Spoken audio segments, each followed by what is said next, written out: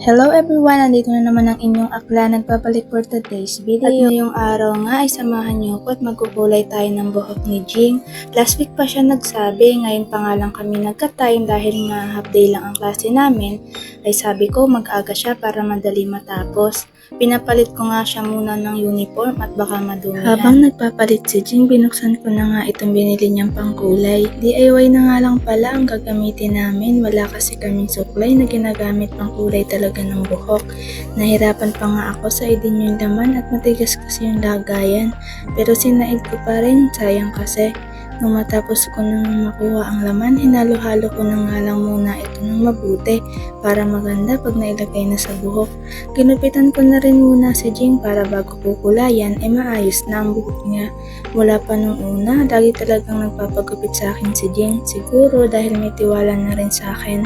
Medyo nahirapan din ako kasi hiwit yung gunting kaya medyo napaikli pero naayos naman sa bandang huli. Sinimulan ko na nga kulayan yung buhok niya. Inuna ko muna sa ilalim pa ibabaw para lahat maayos ang pagkakalagay.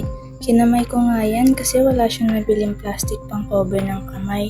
Hindi naman siya mahapdi sa kamay kaya okay lang pero not recommended pa rin na gayahin. Mas mabuti pa rin na may protection ang kamay ninyo para iwas pag-aalala, lalo na kung magkukulay rin kayo ng buhok dahil hindi naman tayo pare-pareho. Maaaring mahapdi sa'yo at sa iba hindi, kaya dapat may protection. At ito na nga yung buhok niya matapos ko malagyan lahat. Kumain na nga muna ako dyan habang pinamamad pa ni Jing yung buhok niya for 25 minutes.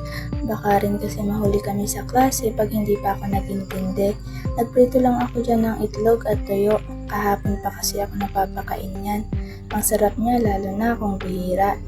Yung tuyo nga dyan ay pinaris ko lang sa itlog pero mas masarap din naman kung laki mo yung ipaparis niya. At ito na nga yung buhok ni Jing nung nabalnawan at napatuyo na. Tuwang-tuwa nga siya dyan kasi feeling niya lalo siyang pumuti kahit maputi na talaga siya. Pero sa totoo lang, bagay talaga sa kanya. Lalo siyang gumaganda. At ayun na nga, nag-ready na rin kami, nag-ayos at nagpalit na rin ng uniform. Nakakatawa nga kasi sabay pa kami nagne-necktie at nga pala siya rin nagturo sa akin yan dati.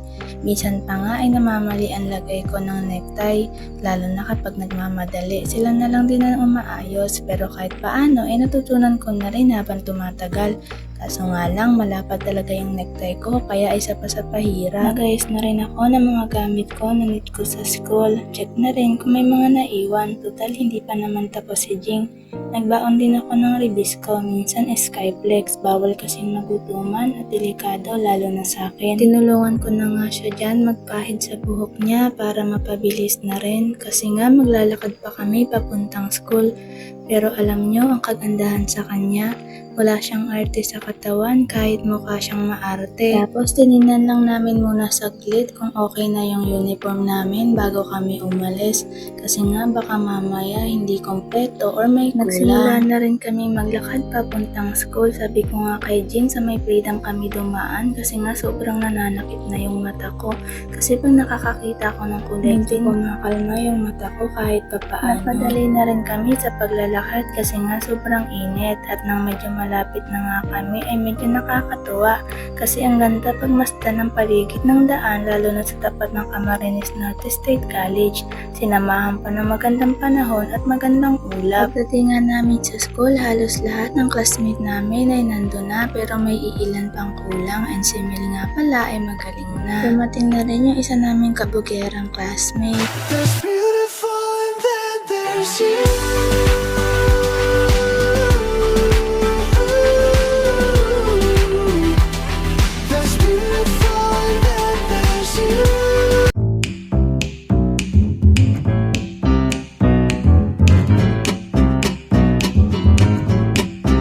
Baby girl, you are so pretty.